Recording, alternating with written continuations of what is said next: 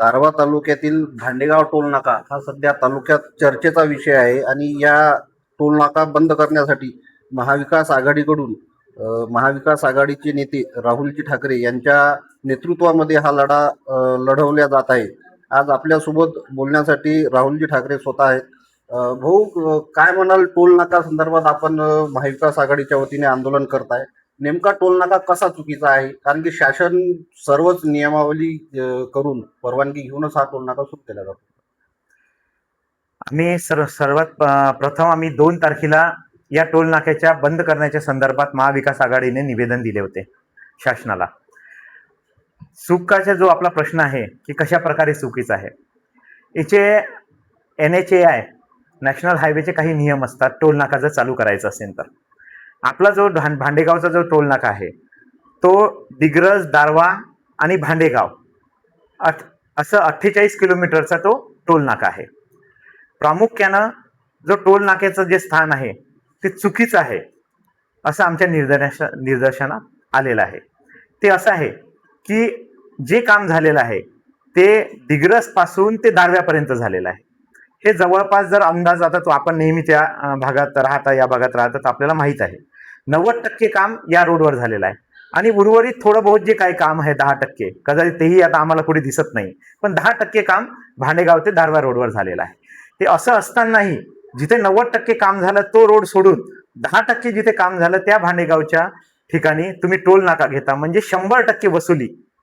10% जी सुविधा लोकांना देऊन राहिली तिथे 100% वसुली होऊन राहिले. हे पहिला चुकीचा त्यांनी पॉइंट तिथे टोल नाका टाकलेला आहे. त्यानंतर दुसरा जो आहे महत्वाचा मुद्दा, दुसऱ्या टोल नाक्याचं अंतर हे 60 किलोमीटरपेक्षा जास्त असावं असं नॅशनल हायवेच्याच गाईडलाईन्स तुम्हाला नेटवर जर तुम्ही पाहिल्या तर तुम्हाला सांगतात. खेरडा हे गाव जवळपास 45 किलोमीटरवर आहे आणि 45 किलोमीटरवर दुसरा टोल येतो आहे. हे दुसरी चूक त्यांची आहे. तिसरी चूक अशी आहे की नगर परिषदच्या हद्दीपासून टोल नाका 10 किलोमीटर नंतर अंतरावर असावा. आपला जो भांडेगावचा टोल नाका आहे तो जवळपास 60 किलोमीटर, कारण दारव्याची हद्द ही भोपापूर पर्यंत येते आणि भोपापूर पासून जर तुम्ही त्या याचं अंतर पाहिलं टोल नाक्यात 7 किलोमीटर येते, म्हणजे हा तिसरा. म्हणजे असे अनेक प्रकारचे. आणि चौथा जर सांगायचं झालं तर टोल नाक्याचे त्या गाईडलाईन्स मध्ये दिलेला आहे की जोपर्यंत चिन्हाचा बोर्डही लागत नाही तोपर्यंत तिथे टोल नाका तुम्हाला चालू करता येत नाही. तुम्ही आता रोडवर एवढे फिरलात, रोड दुरुस्ती तर राहू द्या, अतिशय वाईट काम त्या रोडचं झालेलं आहे, ते तर वेगळाच विषय आहे. पण कुठे तुम्हाला मार्किंग, कुठे तुम्हाला दिशा निर्देशक हे कुठेच दिसत नाही, तरी टोल चालू केलेला आहे. म्हणजे असं काही जे काही सगळे विषय आहे हे आम्हाला लक्षात आल्यानंतर आम्ही 2 तारखेला निवेदन दिलं शासनाला. पण कोणची दखल न घेतल्यामुळे 11 तारखेला आम्ही आंदोलन केलं. आंदोलनाची दखल प्रशासनानं घेतली. त्यांना लक्षात आलं की कुठेतरी हे चुकीचं होत आहे आणि कायदा व सुव्यवस्थेचा प्रश्न सातत्यानं इथे निर्माण होईल. म्हणून आम्हाला 13 तारखेला कलेक्टरनी त्यांच्या यवतमाळ कलेक्टर ऑफिसने आम्हाला बोलावला आणि स्वतः कलेक्टर अध्यक्ष होते त्या मिटिंगचे. कलेक्टर असताना आम्ही हा जो आता विषय जो मांडला हा विषय त्यांच्या लक्षात आणून दिला. त्यांच्या लक्षात आल्याबरोबर त्यांनी डायरेक्ट नॅशनल हायवेला डायरेक्ट तो टोल आता आजच्या आज तुम्ही बंद करा आणि प्रस्ताव दिल्लीला पाठवा की संबंधी अशा चुका तुमच्या माध्यमातून किंवा तुमच्या त्या डिपार्टमेंटने केलेला आहे, त्यामुळे हा टोल इथून रद्द करण्यात यावा. जोपर्यंत तो काही निर्देश येत नाही दिल्लीचे तोपर्यंत हा टोल बंद राहील असे आमच्या समोर त्यांनी मीटिंगमध्ये निर्देश दिलेले होते.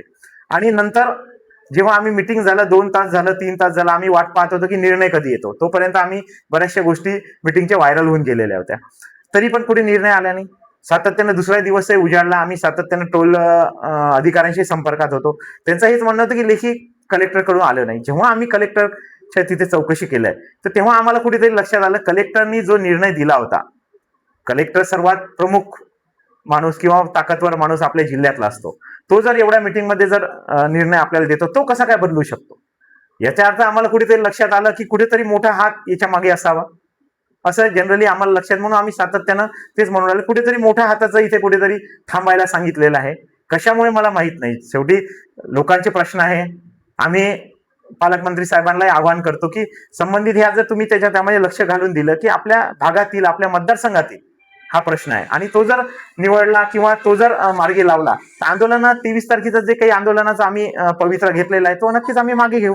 आम्हाला फक्त लोकांचे प्रश्न सोडवण्यात इंटरेस्ट आहे, बाकी आंदोलन करण्यात इंटरेस्ट नाही आहे.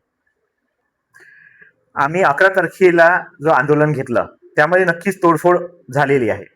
23 तारखेला परत आमचं आंदोलन आहे.